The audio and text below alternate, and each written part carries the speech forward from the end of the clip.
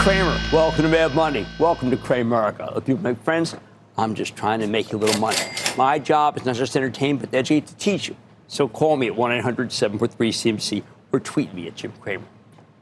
NVIDIA. Own it, don't trade it. That's been my advice for about $3.7 trillion in market capitalization. Today, NVIDIA became the first $4 trillion company. And it's hard not to celebrate the success of this business or the man behind it, Jensen Huang, who has truly changed the world, your world. It's a big deal to hit $4 trillion, and it captivated the whole market today. Dow gaining 218 points. NVIDIA's in the Dow. S&P advanced 0.61%, and the Nasdaq climbed 0.95%. Before I get into anything else, let me just say this. Jensen Huang is like no other executive I've ever met. I've met a lot of them. When he was in his formative years, Jensen worked at Denny's as a busboy, dishwasher, all those other jobs we don't ever want to do, even if, like me, we did them. I know it seems preposterous, but Jensen impresses me as someone who still acts like he's working at Denny's, still trying to do a great job, still being respectful and kind and helpful, still trying to get ahead. As for the $4 trillion mark, Jensen doesn't have time to celebrate. He's not going to stop. That would be hubris. This man is no hubris. Instead, he has two qualities that are in very short supply these days anywhere. He's graciousness and gratitude. The graciousness is an exact counter to pomposity and arrogance. He doesn't have any of those qualities either. The gratitude, it's to those who believed in him, to the shareholders, to those who stuck with him, to those who held on through thick and thin. For Jensen, this is just another day of getting up at 4 a.m., doing all the work he has to do, and then spending 8 a.m. on with his teammates at NVIDIA. When you're with him in the company's headquarters, he seems to know everyone by name. Everyone wants to have a selfie with him. He always seems to oblige. I'm not allowed in headquarters unescorted. But my late dog, Everest, the one I renamed NVIDIA, well, he was.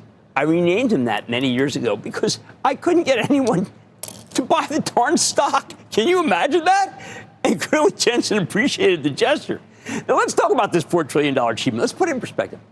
In the last 25 years, only 4 companies have earned the title of the biggest public company in America: Microsoft, General Electric, ExxonMobil, and Apple. GE wore the crown twice, Microsoft 5 times, ExxonMobil 7, and Apple an astounding 11 times. Hallowed ground. Of course, GE imploded not long after, too much leverage. ExxonMobil, oil prices shot up, and Exxon was the biggest company in the industry at that time. But the two that still rival NVIDIA, Microsoft and Apple, I think that's the most telling part of this story. Apple took top honors because it has the best smartphone in the world. It's something that at one time everyone wanted, including China. Therein lies the complication that will likely keep Apple from toppling NVIDIA before the cement dries. Much to everyone's chagrin, Apple's in the doghouse with the Trump administration, and they might not get out of it until they start making iPhones here. That said, Apple can still get right back in the horse race, but it will take more and better AI products. It needs a new hit, too. That doesn't mean you should give up on it. For me, Apple remains an own it, don't trade it stock. That's the status it deserves as long as it keeps making the phones with the highest customer satisfaction. But I don't see it taking that crown back from NVIDIA anytime soon. How about Microsoft? It's doing incredibly well. Microsoft's the software king. It's the top cloud services play. It's the #1 gaming company. It's embraced AI with abundance. According to a Bloomberg article today, Microsoft claims to have saved $500 million in its call centers while increasing customer and employee satisfaction. But the fact is, neither Microsoft nor Apple can claim that they're currently creating a new industrial revolution like NVIDIA can. In fairness, they did create the last industrial revolution, the rise of the personal computer. Well, that was a long time ago. Just a few years ago, NVIDIA was a company that made incredibly fast semiconductors that improved the quality of video games. Nice business, and not earth-shattering. Jensen envisioned so much more, though. He knew that AI would transform everything, and his chips allowed AI to work. You could ask his chips questions, and they could generate answers. Generative AI.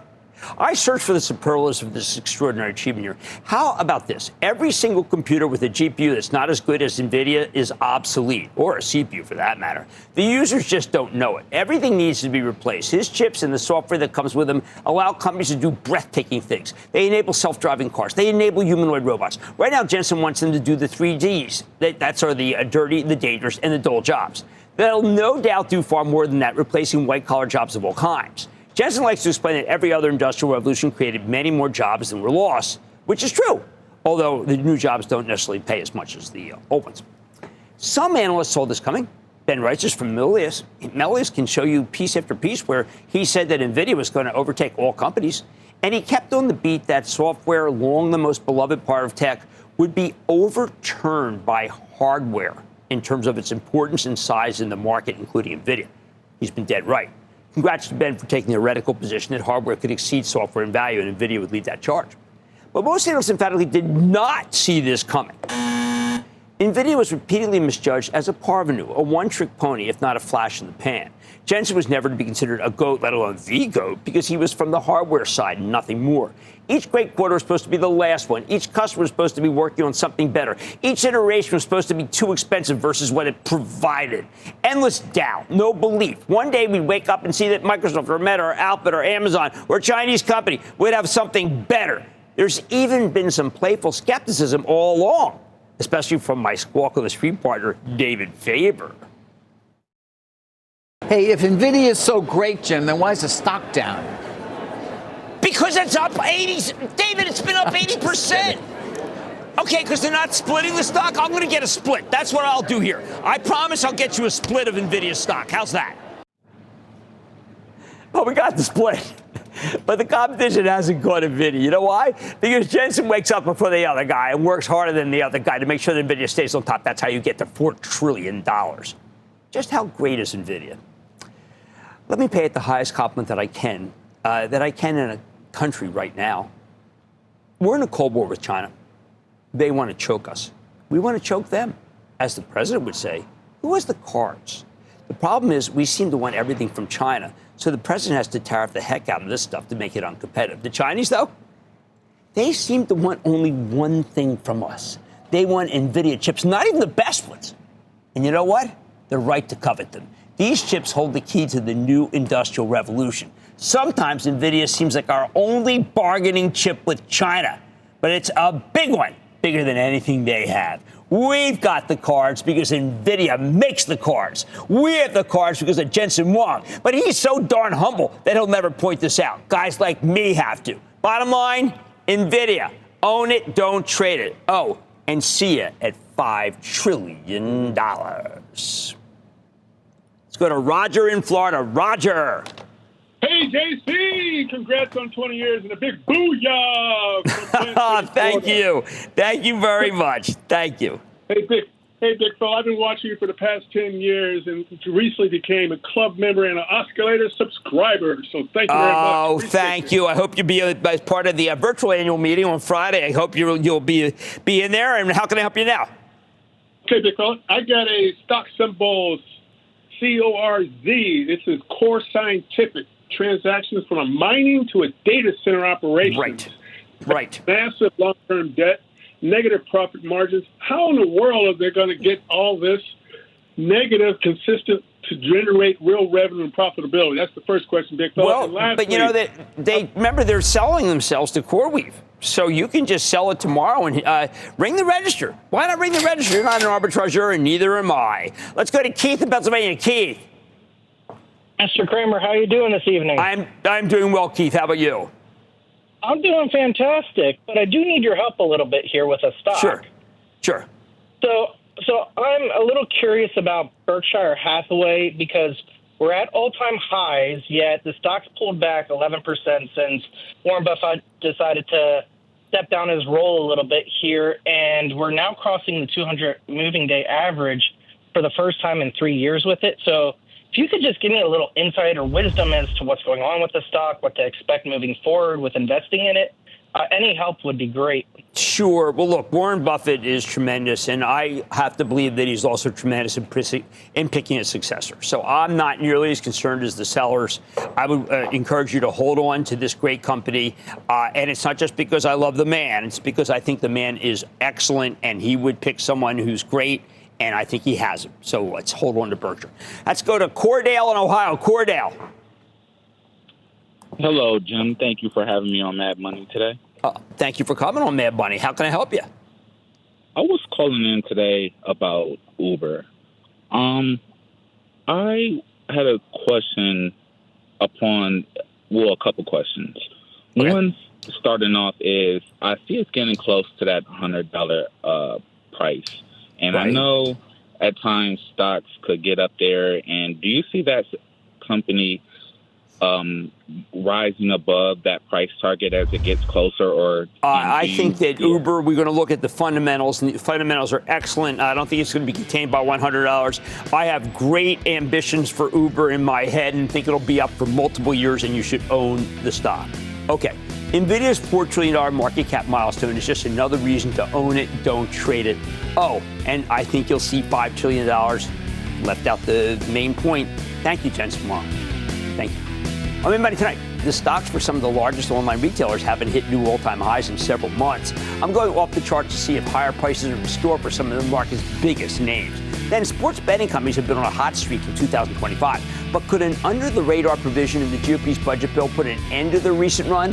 I'm telling you where I stand. And as the world population continues to age, could Honor, a private player in the healthcare space, hold the key to revolutionizing the industry? I've got the company's CEO. So stay with Cramer.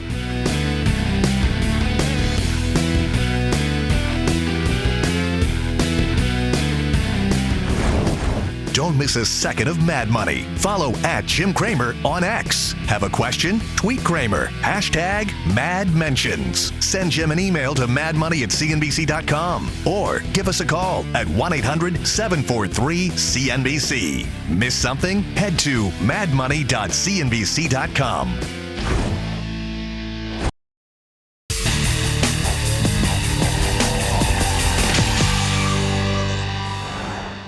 I keep telling you not to get so worked up by what's happening in Washington, because this market's driven by big business ideas, and right now a lot of them are working.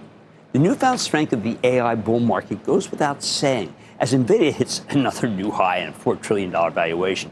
And that's just the leader. The whole complex keeps winning, everything from Microsoft to Marvell Tech to Broadcom.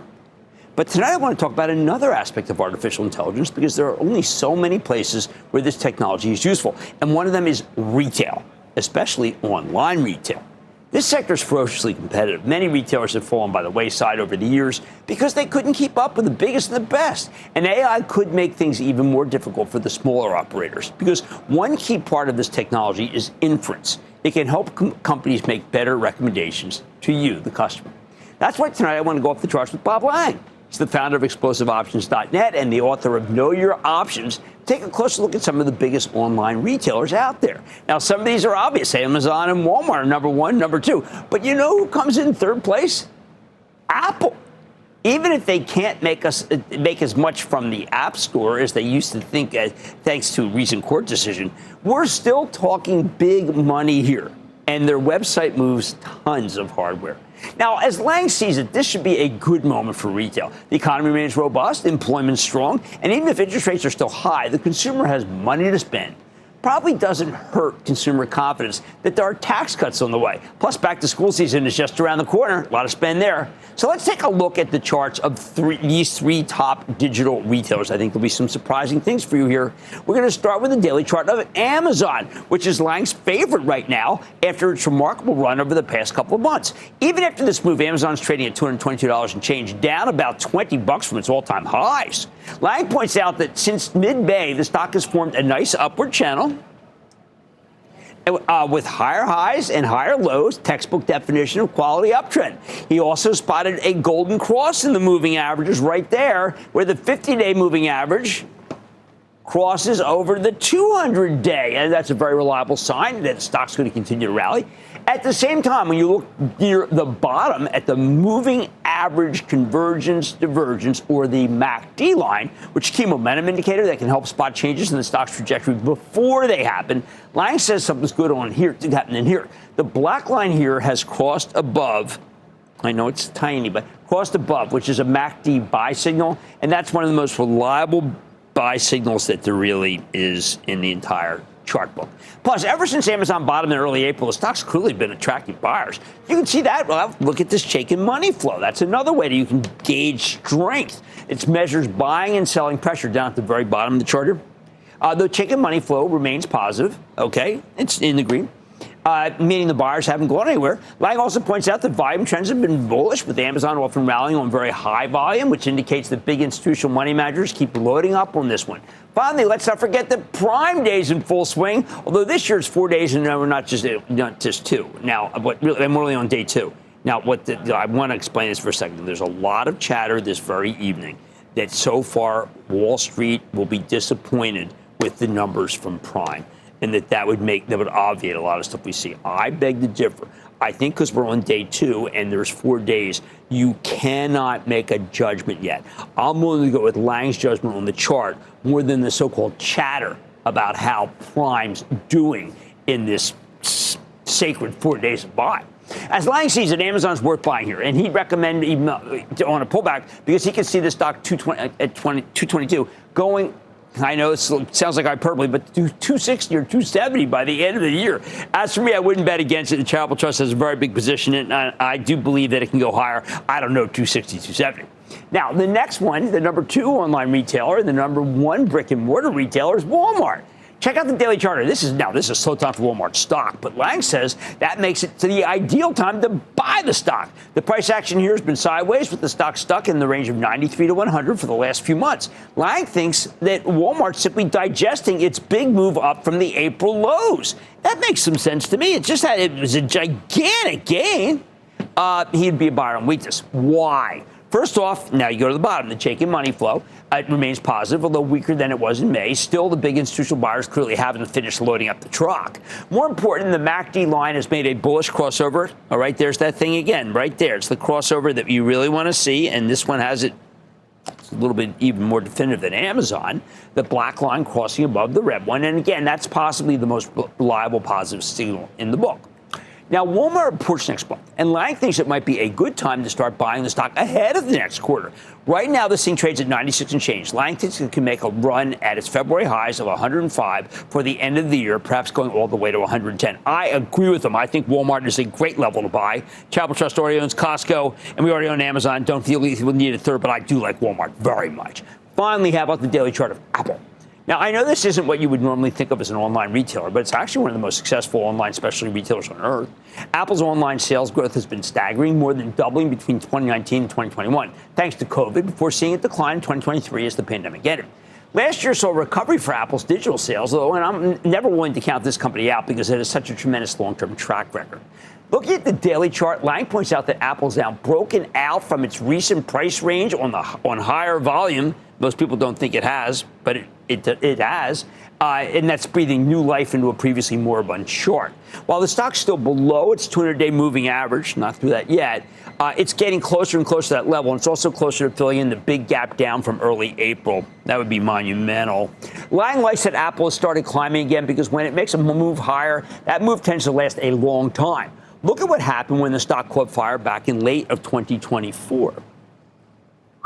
I remember that run. How about you? That gave you a tremendous rally, with the stock gaining 20% in just 2 months. Still trying to work off that, I think. Apple's consistent. It's constantly being plagued by doubters, right? But when it starts running, it really matters. This chart does not show about management turnover, does it?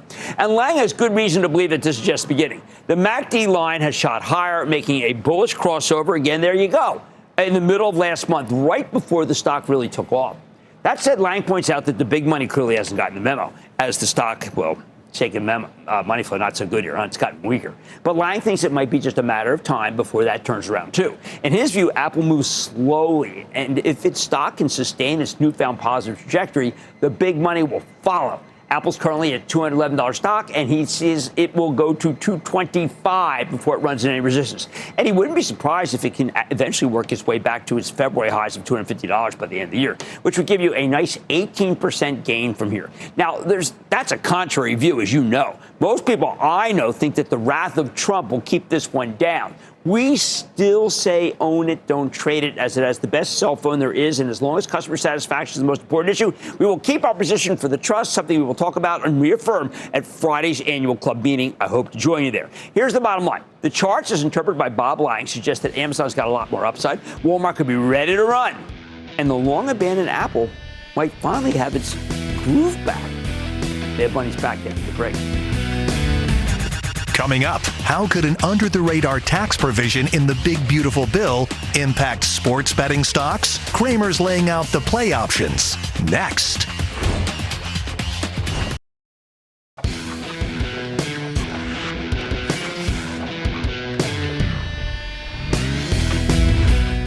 With the big, beautiful budget bill signed into law last week, we're now stuck with the onerous task of figuring out what's actually in this massive piece of legislation and what it means for all sorts of industries. In some cases, it's tricky, because even when the new rules are clear, it's not obvious how they'll play out.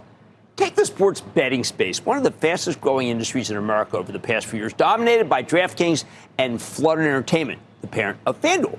There was an obscure provision in the big, beautiful bill added late in the process that seems like it could impact these companies significantly, but Wall Street's had a strange reaction to it over the past few weeks. See, buried within the legislation, it's at the bottom of page 237 of the 870-page behemoth, is a change in the way that gambling income is taxed. Under the current law, you have to pay taxes on your gambling winnings. Crucially, though, if you also have gambling losses, you can deduct those from your winnings, so that you're only paying taxes on your net winnings, the same way we would do it in the stock market. So if you win $1,000 betting, but also lose $1,000 betting, you don't pay a penny in taxes, which makes sense because you didn't make any money. But starting next year, that's about to change. While you'll still pay taxes on your gambling winnings, you'll only be able to deduct 90% of your gambling losses. So in that same example I just gave you, win $1,000, also lose $1,000, you'd only be able to deduct $900 in losses, meaning you'd have to pay taxes on the remaining $100, the winnings. I think that's brutal. This small change to the way gambling winnings are taxed was added to the Senate version of the bill at some point last month, and we only started to see people raise the issue last week. Personally, I didn't hear about it until a professional poker player posted it on X last Tuesday, explaining it in a 4-minute video that this rule will essentially put professional gamblers out of business. He gave the example of a professional poker player who might make $200,000 a year from $5.2 million in gains and $5 million in losses. With the new rule only letting them deduct $4.5 million in losses, that player would be taxed as though they made $700,000. Meaning they probably owe more in taxes than they actually made that year. Not a good business. Of course, it's much bigger than just the relatively small number of professional gamblers. Once the bill was signed into law by President Trump on the 4th of July, people finally started asking what this new rule means for the gaming industry, especially the popular online sport books like DraftKings and FanDuel that dominate the business. It's easy to imagine how this new legislation would damage the whole industry. Forget professional gamblers. If regular bettors are facing the possibility of having to pay taxes if they break even or even lose slightly, they might decide that it's not worth doing. Heck, even the winners will have to pay more taxes on the gains. But you know what? Since the Senate unveiled its version of the budget bill in mid-June, the version that included the change to gambling stocks, gambling taxes, the stocks of DraftKings and Flutter have been roaring. DraftKings rallied nearly 20% in June. Flutter was up 13%. And they're both basically flat in July when people started focusing on this issue. So what the heck is happening here with this taxation thing? Okay, on Monday, analysts at Citizens published a note on the implications of the budget bill for the online gambling space and offered a more tempered view on the subject. While they acknowledge the problem, these analysts aren't too worried about it because the major sportsbooks already do everything they can to push away customers who win too often, known as the sharps. They're also not worried about so-called VIPs, which are people who bet a lot but don't do as well as the sharps, because in the analyst's words, quote, sports betting companies are only catering to these players, knowing they are net losers in the long run, which would not be impacted by the incremental taxation, end quote. Basically, the new taxation is very bad for professional gamblers or anyone who knows how to win reliably. But those are the last people FanDuel or DraftKings want. In fact, if the budget bill puts these people out of business, it might actually be a good thing for the online sports books. The truth is, most gamblers on these sports betting platforms lose money. There's a reason why this is a great business to be in. And anyone with substantial losses really won't be impacted anyway. Of course, there's another reason why Wall Street doesn't seem to be worried about this change in taxation for gambling winnings. There's a very good chance it might be reversed. On Monday, the congresswoman who represents Las Vegas introduced a bill that would restore the 100% deduction for gambling losses. Given that it only costs $1.1 billion, I could see that bill passing. But honestly, I don't think it matters. DraftKings and Flutter haven't even bothered to push back against the new provision. And historically, these companies are very, very vocal about any legislation that hurts their business. I don't think they're shedding any tears over this tax provision that drives away gamblers who win too often. So we reached out to both DraftKings and Flutter Entertainment for a comment here. DraftKings said they support the new bill to restore the 100% deduction for gambling losses. So far, Flutter hasn't gotten back to us. But at least DraftKings sounds like they don't like the new rules, even if they're clearly not fighting tooth and nail to reverse them. Ultimately, I think this is something we need to watch, but it doesn't change my bullish attitude toward DraftKings and Flutter. The thesis here is very simple. These two companies have emerged as an effective duopoly in online sports betting. No one else can verge at coming in on this one. This law just makes the moat even bigger for them. There's building growth to these stories because of the gradual state-by-state rollout of legal sports betting, with some major states like California, Texas, and Florida representing huge opportunities. Also because the industry is a lot less competitive than it used to be, DraftKings and Flutter no longer need to offer big incentives to draw in new customers, making them more profitable. The gambling tax change is clearly not ideal, but there's a very good chance it won't have much impact on either of these companies, and it could even help them. Here's the bottom line. I still like DraftKings and Flutter, but more important, this is just one tiny example of the work that's being done all across Wall Street to figure out the impact of this massive new budget bill. Some of it's straightforward, but like we saw with sports betting, sometimes these new rules might do the opposite of what you'd expect. Let's go to Todd in California. Todd. Hello, Jim. Hey, Todd, what's up? I have a question about Nike. Sure. A question about Nike. Mm-hmm. I bought it at like 76, but I'm just curious. On news that they had a deal with Vietnam, but I'm just curious whether or not you think it still has more room to go. I think Nike's going to be a long-term turn. I think that there was a lot of damage done, and a lot of the competitors came in and really on. And we know that New Balance got strong and Hoka got strong. So there's more competition. It's going to take a little longer than expected, but ultimately I think that Elliott Hill is making all the right moves, and you will be fine. Let's go to Spencer in Missouri. Spencer. Hi, Jim. How you doing? I'm doing well, Spencer. How about you? I'm good, thanks. My question was about IBM over the next few months. What do you think about IBM? Oh, I like IBM very much. I mentioned Ben Wright just earlier. I think that Ben, he's really turned me on to this stock. We did a very positive piece about it. I think it goes, I'm going to say not much higher, but creeping higher over time. And that's actually a great place to be. So I like IBM. I think we need to watch how the budget bill will impact the sports books, but it really doesn't change my bullish view towards DraftKings and Flutter, since both of these companies have emerged as the leaders of this growing industry. Much more Mad Money at Honor is committed to improving the quality of care for elderly adults across the world. Now, I'm sitting down with the CEO to hear how this private company plans to achieve the goal. Then there's been so much major news out of corporate America already this week, but it's been overlooked given all the tariff talk out of the White House. I'm running through the biggest events and telling you how to keep your eyes on the prize in this market. It's not easy. And all your calls rapid fire tonight's edition of the Lightning Round. So stay with Cramer.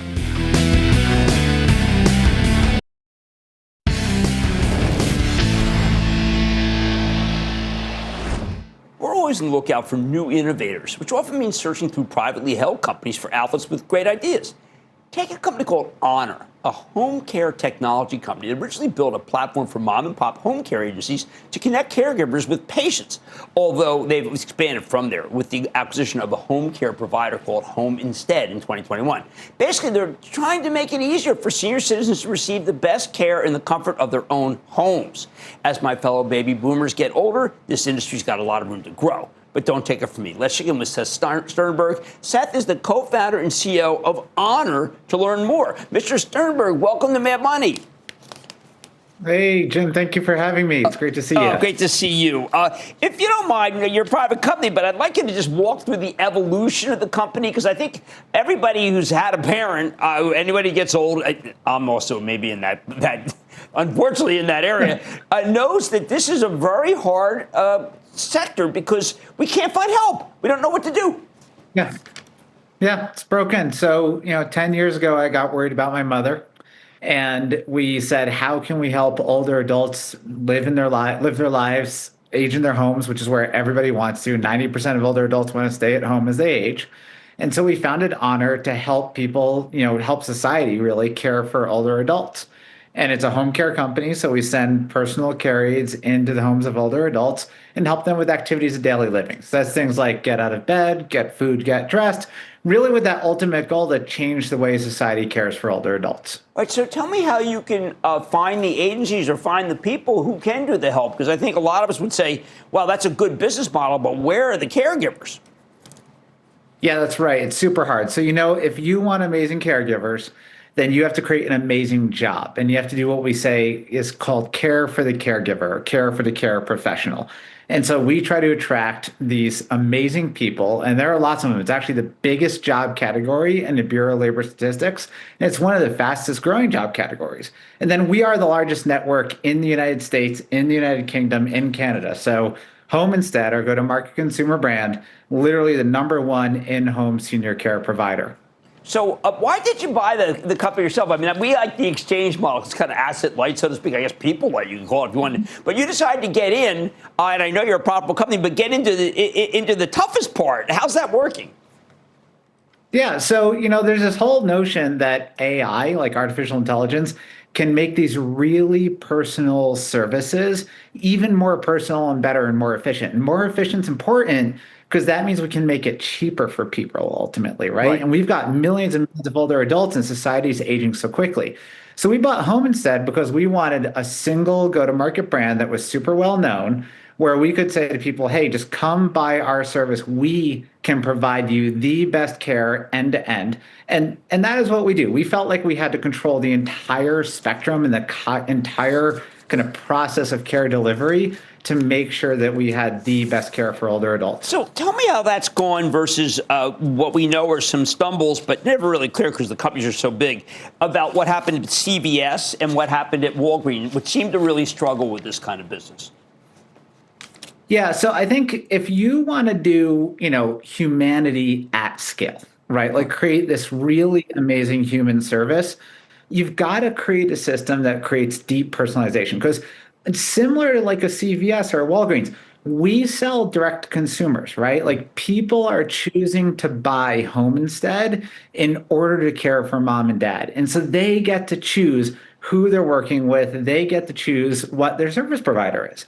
And that's important to me from when I founded the company, because I wanted people to vote with their feet and they get to say, hey, you're providing amazing care. And like I said, amazing care is actually having that amazing care professional there for them. And then the way we make that care professional amazing is we give them lots of information about the person they're going to be working with. We make sure that their skills are appropriate for the needs of that person. And believe it or not, that's one big AI problem. Like if you want to do that well, you need to be able to control your own really deep technology stack so you can figure out, like, you know what, Janet, this care professional, she's going to be amazing for your mom, but maybe not as amazing for my mom. And AI can do that super well. And that's how we've really succeeded. Do you think that AI could ever make it so humanoids could be as empathetic as people?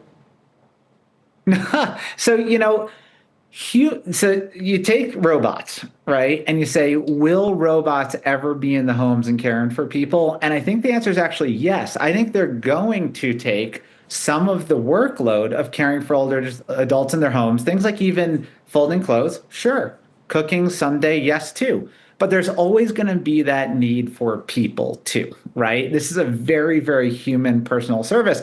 But I really look forward to the day where we can have kind of more devices in the home, including robots and people in the home. And that'll actually reduce the total cost of care. That matters to me, right? Because we've got this huge segment of the population that needs a lot of help. Like by 2034, we will have more older adults in America than people under the age of 18. That's 9 years away, right? So we need to do everything we can with technology to be able to care for people in their homes as they age. Yeah, you're so right. Now, one last thing I need to know is that obviously we just had this, the big beautiful bill, and we also have, you have a largely private pay system. What about the government changes? How will they impact on it? Yeah, so the government changes for us don't have a direct effect. So people do pay private pay for honor. As you mentioned, we're quite large, we grow well, and we're profitable, right? So even irrespective of what happens in the economy, we don't see dips in demand for us because when people need care for mom or dad, they need care for mom or dad, right? So we've been very isolated from the economic shocks that we've had over the last decade from different kinds of government policies. And frankly, that was part of the reason why we built the company the way we did. We wanted, again, just something that helps people in the thing they need. You've heard vitamin versus painkiller, right? Like build a company that's a painkiller that people really need. And if you're going to try to solve how does society care for its older adults when the older adult population is exploding, we chose to do it in this direct consumer way where we could then really innovate for the future. Well, I do have to ask you, I know that was I said my last question, but how do we find out if you're in our town? Home Instead, that's the brand you should look up. And we're like in every town. We're in 97 of the top 100 MSAs in the United States. Almost any home in the United States, we can be there with an amazing care professional help. And, the older adult was important to you in your life. Well, thank you so much, Seth. This is Seth Sternberg. He's the co-founder and CEO of Honor. It's pretty fascinating. I wish you the best of luck. I want this one to work, okay? Awesome. Thanks so much. It was great to see you. Their money's back here for the break. Coming up, Cramer takes your calls, and the sky's the limit. It's a fast-fire lightning round. Next.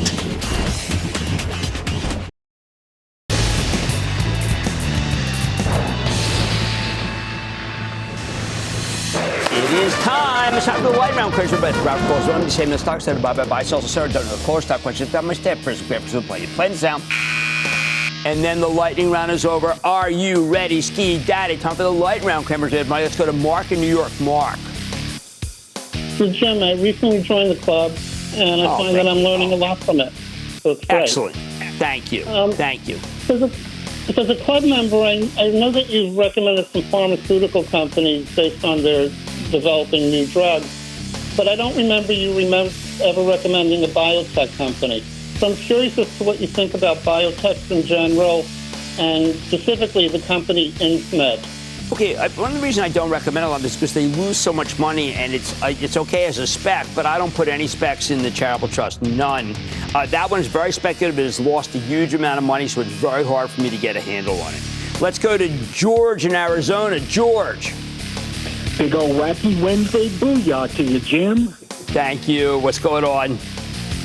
I'd like to get to work on a stock. This San Francisco-based company provides high-resolution LiDARs for sensors in automobiles, factories, robots, cars, everything. I think they may have a future. What do you think about this stock? It's OUST, Ouster Inc. Yeah, it's a LiDAR company, as you say, and the LiDAR companies have been losing a fortune. I don't think that there's anything investable honestly, in autonomous other than Tesla. Waymo's not enough of Alphabet. So I'm going to say no, too speculative. Let's go to John in Michigan. John.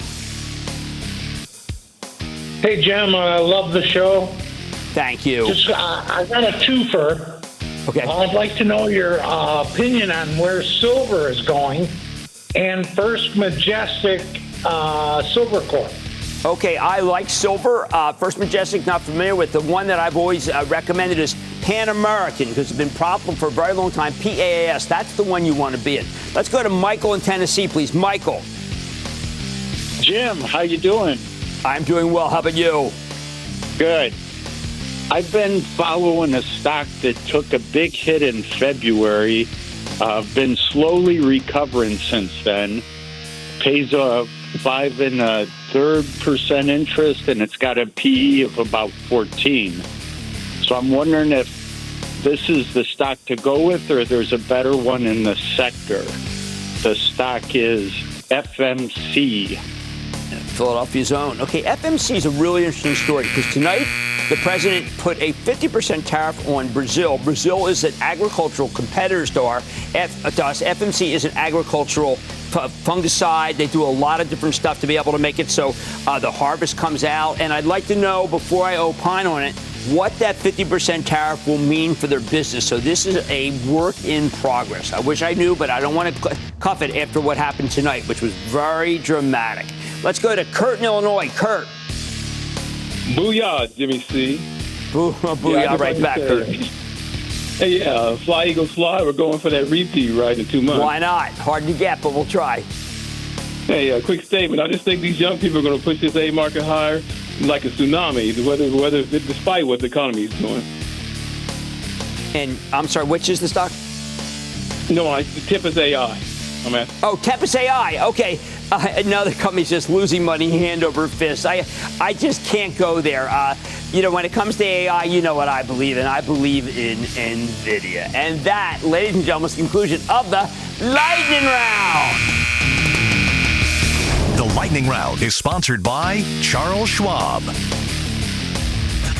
Coming up, with the constant stream of news out of Washington, are investors overlooking some major corporate stories? Cramer's highlighting the biggest news you may have missed this week. Next.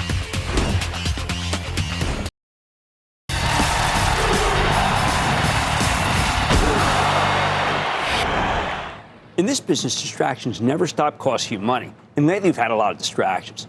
We're all mesmerized by the rapid stories coming out of the White House, especially about tariffs. It's a veritable blizzard of events that captivate us because they seem so outrageous. Huge tariffs on Laos, now Brazil, 50% duty on copper. What did copper ever do to deserve that? It's endless and it's always a surprise, frequently a nasty one for whoever earns the enmity of the President of the United States. It's causing many investors to make a huge mistake. There are major corporate events that are being completely ignored. Classic example, the big Wednesday shakeup the other day. We came in yesterday and we saw that CEO Kirk Tanner is leaving his job at Wendy's, headed to Hershey. The news broke at the same time that Trump was unleashing his next volley of tariffs. Tanner leaving Wendy's is one of the most significant moves I've seen lately in corporate America. Yet people didn't even bother to look at it. Big mistake. First, it called to light how troubled Wendy's might be. We know that they cut the dividend not that long ago, 44% slice, 25 cents down to 14 cents. Lots of people have been buying the stock because of its large dividend.